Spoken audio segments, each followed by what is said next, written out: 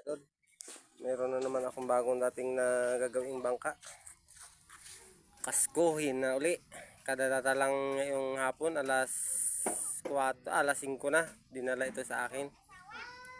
Bali ito mga idol ay pag nayari ko ito uli, itong isa na ito ay meron uli kasunod pa uli ako. Tatapusin lang daw uli at yun namang kanya ang papagawa, yung kasunod ni Ri. At yung isa ay yun ang inaumpisahan ko, yun yung isa na yun. Ito ay bagong dadalang ngayong araw na ito.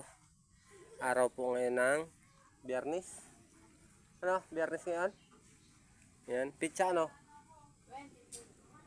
22. Biyernes po na ngayon, pitsa 22, dinala po ito sa akin. Yan. Ang haba po lang nito ay nagagawin ko dito ulit ay 18, pero ang haba po nito ay 20. 20 daw po ang haba nito lahat. Ang lapad po ay 20 rin ang lapad nito. Yan. Ito pong kasko na ito ay kasamahan po ng kasko din na yan, magkabiak po. Itong ginawa ko nito, magkabiak. Hindi ko lang po alam kung saan nanggagaling yung kanilang mga kahoy na pinapagawa sa akin. Hindi po sa akin galing yung kahoy na yan, dala po ng may-ari. Yan. Yan po yung aking gagawin. At habang wala po akong laot at na mahinga po ay yan po ay tatabasan ko na, pupormahan ko na siya ng kasko. At pag nayari po nitong isa ko na ito, minasilya ko na siya. At nilagyan ko na rin siya ng taniman ng makina. Eh, paano to mga idol ay galing Kalapan pa itong kwan, galing Kalapan pa itong baol. Dinala sa akin ay may hukay na. Ang problema lang sa kanila ay hindi inabangan ng lagayan ng makina, gaya ni Reo, nilagyan ko pa siya. Ang nilagay ko nito mga idol ay giho.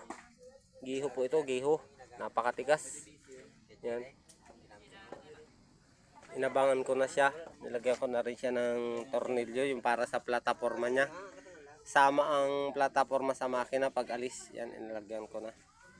Ito na yung umpisan ko. Ang haba nito mga idol ay 22.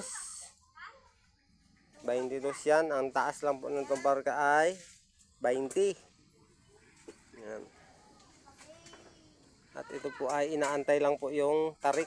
Pinatutuyo-tuyo laang at kakabitan na. At ipapalutang na. At unang laot niyan mga idol ay ako ang sasakay muna. Ilalawak ko muna siya pag may dawi. Yan. I-extrahan ko na isang laot sa unang laot niyan. Yung una kong ginawa niyan mga idol, nung unang gawa ko sa nagpagawa nito, ay ako rin yung unang naglaot, akong unang sumakay. Hawa naman ng Diyos ay maalwan siyang pangulihan ngayon. Ayan, gayon din yan. Yan. Hanggang dito na lang. At abangan nyo ito pag nayari ko sa mga susunod kong upload mga idol. At kung bago ka pa lang sa channel ko, paki-like naman. At paki-pindot na rin po ng subscribe. At kung hindi ka pa nakapalo, papalo naman mga idol. Yan, hanggang dito na lang. At God bless po sa lahat ng nanonood.